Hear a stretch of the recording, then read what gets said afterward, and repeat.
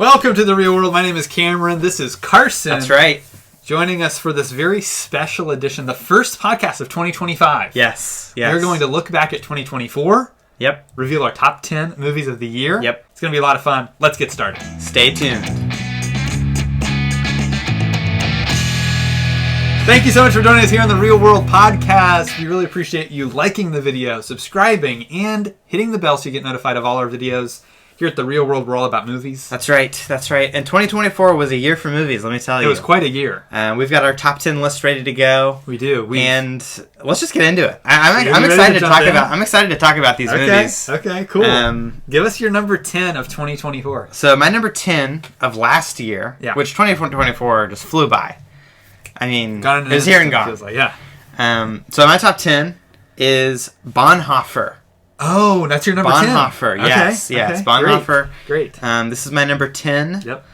I enjoyed this movie. Yeah. I enjoyed this movie. It went down after rewatch. You watched it twice. I watched it twice. Yeah. And it just drags a little bit in the middle. Okay. But this is a strong story. This is a strong story with a very competent director. Right. It has a strong visual style. Yep. And the visuals really tell the story. Oh, yeah. That's what makes a great film. Absolutely. That's what it's all about. There's some stellar performances and some great just like one-off roles in this movie by actors that you wouldn't expect to be in a movie like this. Yeah, right. Like we've got Andy from Alien Romulus, which may or may not show up later on my list. Yep. He's a terrific up-and-coming actor who definitely should keep your eyes on because for sure he's been amazing in everything he's been in. Absolutely. And we got Javelin from the Suicide Squad also showing up in this movie. Lila Borg. In a very serious role. Usually very comedic actor. Yeah. So, it was great. I really enjoyed this movie. I think it's a strong story. I think it's a powerful story. And again, I think it's a very well-made movie, if a little bit too long. Okay. I like it. It's a good pick. It's a solid choice. We're going to start with my number 10. Okay. Part of a big franchise. It's been going on since the 60s. All right. Planet of the Apes. Kingdom of the Planet of the Apes was the latest entry in the saga. And what a technical marvel. Even still, these movies are. Unbelievable. If you have the 4K, you can watch what they called the raw cut. Right. Inside the lens. It's like watching the movie, but they're all wearing like socks and they're all wearing pajamas. Mocap suits. It's really incredible to watch because you see how much was captured on real locations. Yeah. And then how they blended that with what they shot in the studio. Definitely. It's absolutely amazing. That's the key. I mean, that's always been the key. Ever since Spielberg did Jurassic Park, that's been the key. Combine your effects. That's right. Absolutely. And they did that flawlessly. Wes Ball directed this. He's behind the Maze Runner trilogy, which I'm a big fan of. And I thought he did a great job continuing the story. I like that it's set hundreds of years later. For sure. All new characters. Yeah. I really like the new characters. I'm excited to see where they take it. But this was just a solid story, a really fun kind of journey we take. It's kind of slowly paced. It's really well done though. I thought it was fantastic. I had a blast watching it in theaters and at home. Yeah, it's actually interesting. I would compare this movie to another one that came out this year that didn't quite make my top 10, but I thought I'd mention here. Okay. A Quiet Place Day One. I would like in this movie too. Yeah, because it is unlike the rest of the movies in its series. Right, it's kind of the black sheep of it. Yep. It does something unexpected. It's a much more character-focused movie. Sure. Even though I really liked A Quiet Place Day One, I think it's my favorite of the trilogy. Right. But yeah, I just thought it beared mentioning there because those movies do have kind of a kindred essence going on where they are both kind of the black sheep of their series. Absolutely. I agree completely. All right, so that's my number 10. Your number 10. Go to number 9. My number 9 is A Complete Unknown. Oh, okay. A Bob Dylan story. Absolutely. This is the Bob Dylan biopic. Sure. I talked about it a little bit in our review of this movie, if you check that out. This is kind of the middleman between Walk the Line and Inside Llewyn Davis. Where Walk the Line is a straight biopic that just tells you about the guy's life. Yep. And Inside Llewyn Davis is kind of not really about a real person, just a ethereal story about folk musicians and the kind of story of a folk musician. Sure.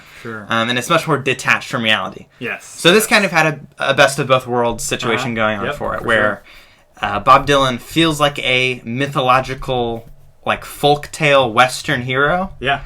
not like a real person. He doesn't feel like a real person who Bob Dylan is. Right. Feels more like the essence and the mythology of what Bob Dylan is. Right. So I thought that really worked for the strength of the story.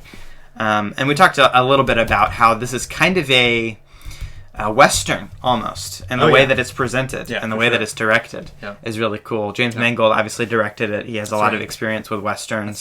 That's right. And I thought that lent itself well to the story. Yeah, 100%. All right, my number 9 is Horizon, an American Saga, Chapter 1. Speaking of Westerns. Yeah, this is a straight Western from the great Kevin Costner. That's right. Who's kind of known for this genre. Yeah. Dances with Wolves, and even going back to really early in his career, Silverado's one of his first movies he was in. Yeah. So he's kind of been dabbling in this genre throughout his career. And that's such a great thing. I mean, film needs Westerns. 100%. It's so important. 100%. It really, there's so much rooted in Western. Yeah. In every American production. Yes. That, it's the great. American genre. And Horizon's a good pick, I think, for this I think year. it's a great pick. I think it really... You know, this film, it's such a large-scale film. Mm-hmm. So many different characters and storylines. Right. And I think they did a great job balancing all of them. Definitely. And I'm so intrigued to see what happens next in Chapter 2 and 3, and I don't know how many he's going to make. Yeah. But I think Costner did a great job writing, directing, starring, got some great actors around him. For sure. Told really compelling stories about what life was like back then. I mean, it's very grounded and kind of gritty movie. Right. And so I really enjoyed it. I think it's a great thing when you have directors like that who he made it all from his own money. I know. This isn't like a big production. This is like he's putting his own time and effort into it. Francis Ford Coppola did that with Megalopolis too. Yeah. And so it's cool to see these filmmakers really they're passionate about a story, and that's what it takes. Put it out there themselves. If we're gonna win the war against AI, this is what it's gonna take. Absolutely, is filmmakers pushing their vision. That's right. For putting their lives on the line and their own money on the line. Yeah, that's what it takes. That's it. And that's a great pick. What's your number 8? My number 8 is a small indie film, and I love small indie films. And most of the movies on my list will be either original stories or kind of a retelling of an old story. Okay. And this one is no different than that. It is Lisa Frankenstein. Oh, yes. This one was fun. Yeah. Lisa Frankenstein, directed by Zelda Williams. That's right. Robin Williams' daughter. That's right. She does a fantastic job directing this. Absolutely. And honestly, the direction, I think, is what stands out most in this movie as being fantastic. Yeah. There's so many shots that just stand out. It has a very vibrant color palette. Sure. It's hilarious, in my opinion. Yeah. I think it's very funny. I think it's also genuinely romantic. Yeah. Cole Sprouse did a great job. Cole Sprouse does an amazing job. Newton, they played off each other so well. Yeah, the cast is really good. sure. There's a really interesting balance that it strikes between being comedic and being dramatic. Right. That I think works. It kind of finds its niche. Right. And it stays in the pocket very well. It does. To use a musician term. Absolutely. I loved Lisa Frankenstein. I thought it was terrific. Super good. I strongly recommend it. I would too. My number 8 is The Lord of the Rings, The War of the Rohirrim. Oh my gosh. This movie. I don't even think I have this on my list. Are you kidding? I didn't even think about it. Oh man, this movie. That is a great pick. Kind of blew me away. Honestly. It did. I didn't really expect, Lord of the Rings is an anime. How is that going to work? Yeah. It totally works. It's totally perfect. Absolutely. The story they chose to tell with the characters they utilized. Yep. It was absolutely perfect. I agree. I think it was fantastic. This is a great, fresh way for this franchise to grow. Yeah. It's not just let's do a prequel based on another book, or let's kind of expand it into a show, and with the appendices and all this, right. Trying to do all this stuff. This is just let's tell one intimate story about two characters, and they tie it in well, but it feels like its own. And thing. what I love is you're right. It feels like its own thing. What I love most about it is it's not based on one of the books. Correct. I mean, it's based on events that are referenced in the books. Sure. But it's not like the story of Hera is not a story that's in Lord of the Rings. No. It's an original tale that takes place within Peter Jackson's version of Middle-earth. Yes, that's exactly. Which I think is great. That's exactly what they should do from now on, in my opinion. Oh, yeah. 100%. Don't adapt Silmarillion. No. Don't adapt all these other, Tolkien books. Right. Leave his books be. Yeah. They are their own thing. Exactly. Peter Jackson created a cinematic version of Middle-earth, and that's what we should be playing. That's what we need to expand on. And that's what they did perfectly. I think it was just a great idea. I'm glad they moved forward with it and really delivered just fantastic visuals, great action sequences, great characters that I liked. And again, just an excellent story, so well told. So that was my number 8. What's your number 7? My number 7 is Joker Filet-O-Doo. Oh, a controversial choice. Yeah, sure. But I love this movie. I just had so much fun watching it. Beginning to end, I mean, I know a lot of people say it's like depressing and miserable, but I just had such a great time watching it. Yeah. It has such a strong aesthetic and visual style. And it really sets itself apart from the original Joker, and that it feels original. It feels like its own story, where it's really trying to say something. Yeah. Whereas I think the first Joker movie felt like it was taking too much from other films and other stories that have already been told. This felt more original. Right. And it's another one of those movies where it's like a director's vision totally unbridled and unstopped by anyone. Sure. This is just like totally what was intended to be is on screen. And I think that's a rarity. Yeah. I'm also a sucker for opening animations, so the opening cartoon is fantastic. Classic Warner Brothers Looney Tunes style. Big fan. Yeah, I really like that movie too. I thought it was really unique and had a lot to say. My number 7 though is Furiosa. Okay. A Mad Max saga. Okay. Didn't quite make my list. Oh man. But it's a great film. It is so good. It is so good. I'm a huge Mad Max fanatic, first of all. And when I heard they were doing this prequel with her, I was like, oh, that's an interesting way to move forward. Don't even focus on Max. Right. Focus on these other characters that we've met. Yeah. And not only him, or not only Furiosa, but Immortan Joe we get more of. More of tons of these other characters that we met in Fury Road. The Bullet Farm. Fury Road was such a injection of adrenaline into this franchise. Right, exactly. And I liked that they went with this story to tell the next tale. For sure. And so Anya Taylor-Joy does a great job. Chris Hemsworth, though, he's the standout for me. Definitely. Such a great performance. Yeah. I'm so glad he got to branch out and do something I feel like if he really was in the world of Mad Max, he would be just like that. Because that's kind of how he is in real life. Right. Yeah, it was super fun. Great action. Maybe a little bit too much CGI. Maybe a little bit. Maybe they're relying on that a little bit too much in this one. Sure. And you can see it a little bit more. But that aside, another great score, more great action, just a great story, and more expansion of this world, which is exactly what I wanted. Definitely, so I got everything I wanted out of this movie. What do you have at 6? My number 6 is a film we just watched. Probably, I think it was the last of the year. Oh no, Complete Unknown was the last of the year. This is just before that. We watched Nosferatu. Yeah. This is a terrific movie. Oh man. Yeah. I mean, what even to say about it? Robert Eggers, he's such a visionary director. Yes. He's one of those directors I look for his movies. Oh yeah, 100%, every time they come out, and I look forward to watching them. And this is no different. It fits right in line with his style and with his tone, which is a very dark and almost a dark fairy tale, a dark folk tale. Sure. Version of this story of Nosferatu. Yep. It harkens way back to the original intention for vampires to exist in mythology, as this kind of cautionary tale. It's really a haunting film. Yeah. And I think it being set in like a Charles Dickens Victorian era, it's perfect. It's very cool. Yeah. Very cool. He's a folk movie maker. For sure. Much like Bob Dylan is a folk musician. It's kind of interesting, you know? Sure. Fantastic film. Cinematography in that. There's some unforgettable shots in that film. Definitely. That will stay with you for sure. It definitely gave me the willies. That's for sure. Gave me the willies. That is for sure. All right, my number 6 is Alex Garland's Civil War. I'm shocked our lists are so different. I was expecting a little more overlap. Yeah, I know. They're very different here. They are. Civil War is a movie that was really it was one of the most interesting movies this year that I saw, because when I first saw it, I was like, that's really good, but it wasn't like in my top 10, even earlier this year when it came out. I would chalk that up mostly to poor marketing.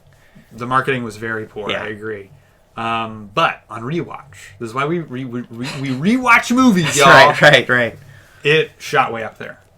To number 6, because I think this experience is just so unique. Great.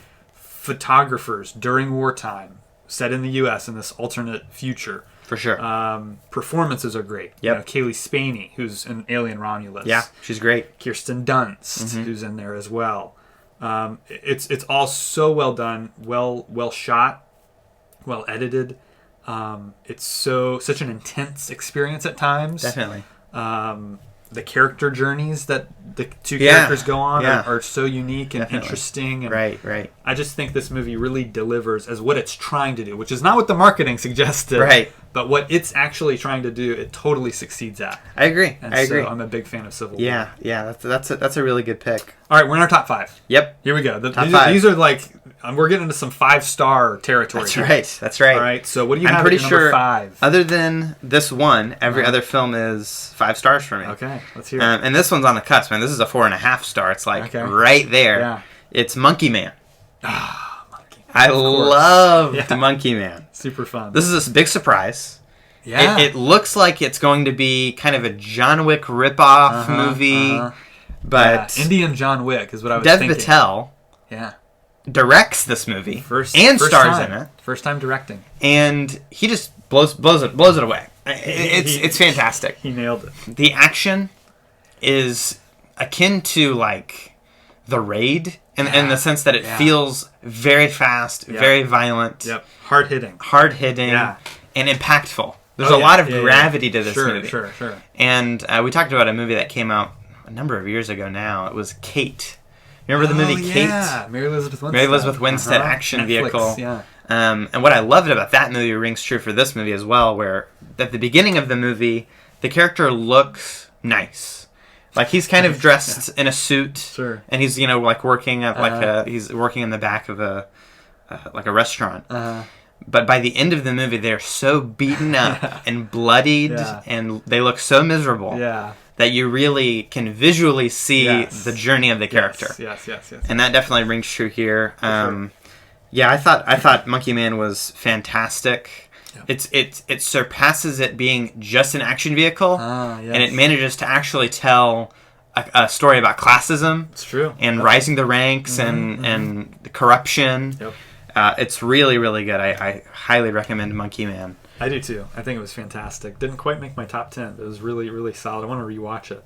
And my number 5 is The Dead Don't Hurt. Oh, this is a Western. This is one I missed out on. Yeah, I've got to let you borrow the Blu-ray now that I have it. Viggo Mortensen. Another actor turned director here. I think he's directed a couple times before, but this is him telling another story that he's passionate about. It's a personal story. It's an original story. It's a story about love and loss and grief and that's what we're here for, folks. Redemption. I mean, it's about all these great themes that this movie has. Yeah.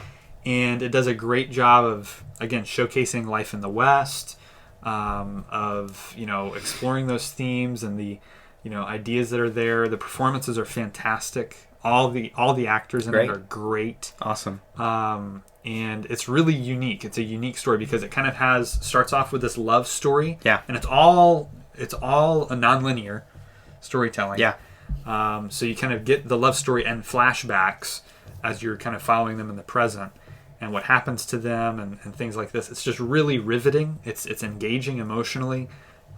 It's not a shoot 'em up Western. It's not an action movie. It's a drama. Sure. It's a relationship drama about these two characters, and it's just so well done on every level. So huge fan of that. Definitely I'm a big fan one. of Westerns, definitely one I'll have to go back and watch. So. Absolutely. What is your number 4 pick? My number 4 is a movie actually I just rewatched last night. Oh. It is Twisters. Oh, really? This is this is a rip roaring good time. No matter whichever way you slice it. I agree. It's so fun. Yep. It does what Hollywood does best. It is a Hollywood tale. Correct. Beginning to end. Yep. It's it's got that happy ending. It's just a great. It's got the underdogs. It's got the underdogs. It's got the corporate bad guys. It is just like 101. What is a movie like? Yeah. And it's this. Yeah. And I think that this as a representative of Hollywood movies this year or last year really works. Yeah, I totally agree with you. Glenn Powell, he's a movie star. For sure. And all the other actors do a great job here. Yeah. And I'm glad it wasn't so tied into the original. Like, she's their daughter from the original. It's not like one of those. And it wasn't so over the top where it's like, there's tornadoes in New York, and there's we got to stop the. Which I was really afraid of. It's not Geostorm. Right. Yeah. Like there's no Sharknadoes. It's grounded. It's gritty, and it also rides that fine line of being a great legacy sequel, but not being a remake. It's not a direct one-for-one remake. Right. It's its own thing, but it has those flavors of the original sprinkled throughout that make it a Twister movie. You know what I mean? Yeah, I agree. Great job. Lee Isaac Chung directed that. He did a fantastic job. All right, my number 4. I actually just switched this because you already talked about Bonhoeffer. That was my actual number 4. Oh. I think Bonhoeffer is fantastic. That's high praise. Bonhoeffer is one of my favorites of the year. I definitely enjoyed it. But I'm going to switch it out with another film that I really liked called Unsung Hero. This one was another good choice. A really great biopic. Yeah. About For King and Country. Right. Really more about their sister, Rebecca St. James. So a lot of people don't even know they're related. Right. Did a great job telling their story about this family. For sure. A story I had no idea I didn't know anything about it either. I knew they were from Australia. Yeah. But they're from Australia. They move here to the U.S. and they're trying to make it, you know, make ends meet. I mean, definitely. They're just trying to kind of hold together this family as they're trying to make it in the music industry. And it's just a really riveting story. It's a relatable story to us, I feel like. For sure. In many I ways. definitely empathize with it. So I really thought they did a great job here. I agree. With all the performances, even the younger kids, I thought did a great job. Has some emotional moments that are great. You know, difficult roles for these kids to have to play off. I mean, some of them it's like you're going to be a funny kid. Most of your scenes are just going to be funny. But a lot of them have serious dramatic scenes that really land. Yep. So that one was a big one for me. That Great I really Mother's enjoyed. Day film. Yes. Movie I'll recommend every Mother's Day. Absolutely. All right. Now we're on our top 3. This is at the big 3 of 2024. What do you have at number 3? My number 3 is Alien Romulus. Wow. Alien Romulus is fantastic. This is a movie that just shocked me. Yeah. I was shocked by it. Oh, yeah. I was shocked by how good it was. Because I went into it having only seen Alien and Aliens. Oh, that's right. So I'm like, this is probably going to be terrible. This is the only I hear every Alien sequel is terrible. Right. So let's just go into it, and I was thoroughly impressed. I really enjoyed it. It kind of harkened back to Blade Runner 2049. Oh, in the sense that it feels very, very much like a seedy, tactile sci-fi world. Yes. Where it feels very tangible. All the effects feel very real. Right. And that rings true also for the characters and the characterizations. Yep. There's some great ideas in this movie that are just pulled off so well. Zero Gravity Acid Blood is maybe the greatest idea of the year. It's awesome. And stellar performances. We talked a little bit about Andy. As maybe one of my all-time favorite movie androids. David Johnson did a phenomenal job in that role. It's a terrific film. Yeah. Alien Romulus, definitely. That's my number 3 pick. Great pick. All right, so that was your number 3. My number 3 is Dune Part 2. Dune Part 2, fantastic movie in every way. It does everything a good sequel does. It ups the ante. Raising the ante. Anyone gets in, get in. It goes bigger. It goes with bigger. The action. Yeah. These action sequences are huge. The sandworm. I mean, like, all this stuff is just, it's phenomenal. Yeah. It's crazy what they were able to achieve here. It looks great. It sounds great. The presentation is just, it's as big as movies get. You know, this kind of epic scale. Sci-fi masterpiece. This is the Lawrence of Arabia of our day. I agree. It really is. That's high praise. It is. I would tend to agree, though. Is. Yeah. Denis Villeneuve. Yeah. He has really outdid himself, really, with definitely. this movie. I agree. And the cast, of course, is a big ensemble cast. They're all wonderful actors, and the story he tells is really compelling and really unique. So, great pick. Great 3. pick. You're going to see that later on my list. But okay. Number 2 for me is Here. Oh, yes. The Robert Zemeckis film Here. Here is another one I saw twice this year. Oh, yeah. And on the second viewing, it was only better. It's a timeless film. Yeah. It's a movie about reminiscence and nostalgia, but done in a way that is so uncynical and uncorporate feeling. Yes. It's such a comforting, homey kind of movie that has some really, I mean, it has a really fascinating premise and kind of gimmick behind it. Sure. Of that, it's all one shot. Mm-hmm. The whole movie is Yeah. going to be one still shot. Not like 1917 where the camera's constantly Right. moving. The camera just stays Camera's in one down place. on the tripod, and that's Yeah. it. Right. And the way they managed to make it visually engaging Yes. with their editing styles is like unbelievable. next to like Edgar Wright. It's Sure. Or fantastic. I think of like Nolan, who does a lot of nonlinear storytelling, Sure. like with Yeah. Memento or but Edgar Wright things like in that. terms of like his transitions and Yes, his yes, you know yes. zooms in Right. and zooms out and this was just masterfully told. Yep. And it's really a great case study in filmmaking. Sure. How you can have something be impactful. Yep. And you can have action in a scene, Mm-hmm. but it doesn't have to be done the way you would conventionally shoot something like that. Yes, exactly. It kind of broke the mold of Yeah. how you would typically make a movie. I don't understand how they went about storyboarding this, Right. or creating this movie at all. Yeah. Well, it's based on a graphic novel. I'm just I'm really baffled. curious I'm to baffled read. by the production of this Yeah, movie. absolutely. It's stunning. It's a stunning achievement. And you don't think that way because you think, oh, it's just one shot, so it must be easy. Yeah. No, it's extremely complicated. Makes it way more difficult. And Because you can't have the shot reverse shot. Mm-hmm. You have to come up with something else. Yep. You have to have a mirror in the scene that's reflecting someone else's face. Right. Or that great window motif that they bring in. Yeah. That's also really brilliant. Fantastic. Zemeckis, he's a master. Yeah, for sure. And he outdid himself again. Just As kind great of as... continues to innovate. Right. You know. As great as Robin Wright and Tom Hanks are, they're fantastic, They are. but to me, Paul Bettany, Paul Bettany. it's the Phenomenal stand-up performance. Yes, I agree. If it weren't for my number one pick, I would say it's the best performance of the year. Okay. Interesting. But fantastic role. Absolutely. Everyone just does a terrific job. Yep. And Zemeckis has still got it, man. He's still got He's it. never lost it. I don't think he has either. My number 2 is one you mentioned earlier, A Complete Unknown. Okay. The Bob Dylan biopic. That's right. Huge fan of this artist. I think he's such a unique voice. Yeah, to very say the influential least. voice. Very influential. This movie does everything you could want in a biopic, but like you said, it's kind of like there's still mystery surrounding him. Yeah. There's still things we don't know about him, For sure. which I love. Yeah. He's a folk legend, a folk hero. Exactly. I I was totally ready for this movie to give us a full flashback of his childhood years. Never get it. Never get it. I love that. I love that. Yeah, Yeah. it's so well done. Timothée Chalamet. He's one of the best actors working today. There's no agree. doubt about it. I agree. All that rhymed. Didn't mean for it to. But It's like a Bob Dylan song. So absolutely. Timothy, he's the best. He just does a great job. He does. He does a great job in this movie, and all the supporting actors around him. Boyd Definitely. Holbrook is in there as Johnny Cash. Yeah, which is cool yeah. to see. Edward Norton, one of my favorite actors, is fantastic. He is in it definitely as well. my favorite character of the film. So good, So fun. so great. So it's just a really well told story. Yeah. The story agree. of his early career. It doesn't really go past, I think, 65 is Yeah. where the movie ends. Yeah. But, A lot of Bob Dylan songs. A lot of Bob Dylan songs. If you like Bob Dylan, you're going to love it. James Mangold, one of my favorite directors. Yeah.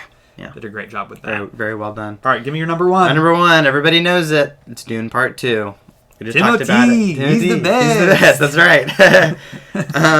Dune Part 2, I don't even know what to say about it. It's a movie that really has left me speechless, even after a year of its release. I know, yeah. I still don't even Came out know. early 2024. I don't even know what to say about it, because it's one of those movies you watch. Like, I watched the first Dune, and it came out the same year as The Batman, the first Dune movie. Didn't I it? think it was the year before. Or the year before. They were close in release. They were.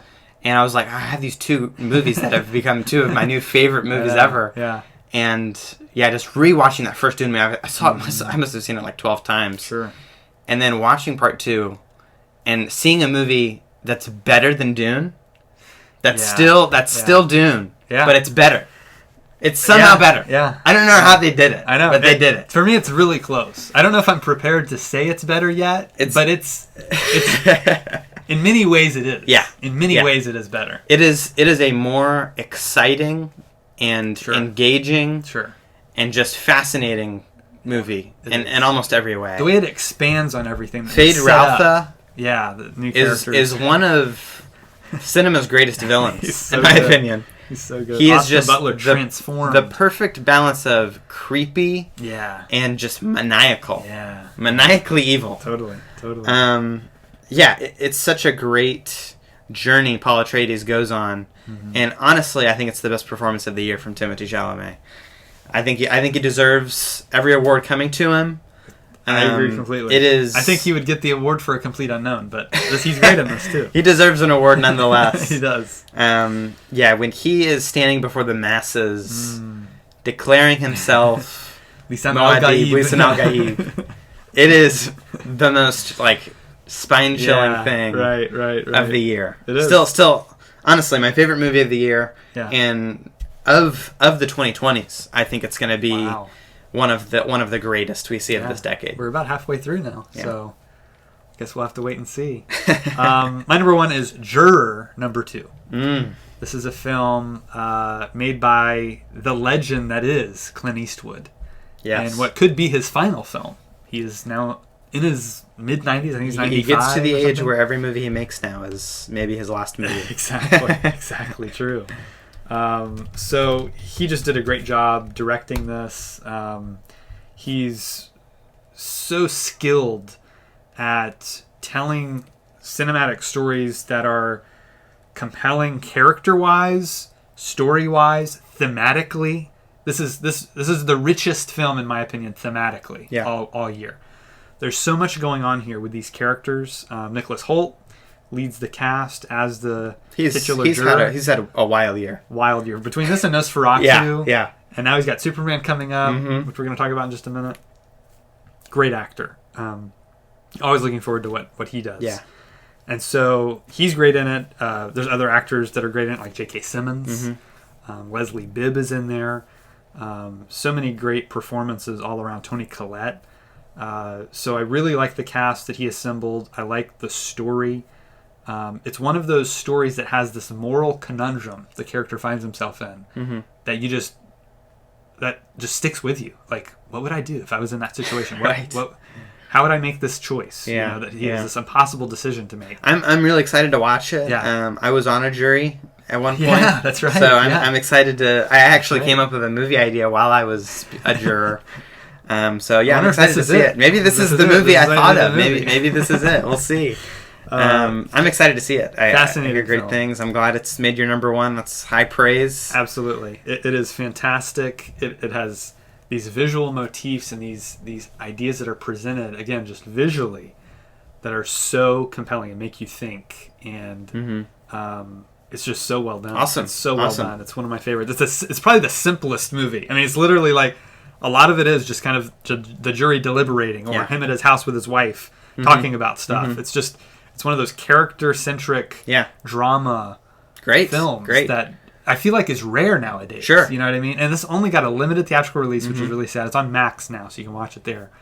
That's how I watched it. But I hope more movies like this keep getting made. For sure. Again, I feel like it's guys like Kevin Costner, Clint Eastwood, Francis Ford Coppola are the only guys still making these. Exactly. And I hope the studios catch on that, there's an audience for this still. Definitely. And so... it's so important for the lifeblood of Hollywood to keep those genres alive. We talked about Westerns, we talked about dramas, romantic movies. Right. And blockbusters like Twisters. Sure. They're all important. You don't want all blockbusters. Yes, exactly. And you don't want all dramas. Yes. We've had all these problems in the past before. The 90s was so full of dramas. And then now it's just blockbuster after blockbuster after superhero movie. Yeah. Every movie has to make $1 billion or it loses money. It's like seeing little movies like these succeed is very encouraging. It is. I absolutely agree. All right. Well, that's it for our top 10. We want to know your top 10 in the comments below. Make sure you leave a comment down there. Thank you so much for joining us. Make sure you hit that like button, hit subscribe, hit the bell so you get notified of all our videos, and we'll see you next time right here on The Real World.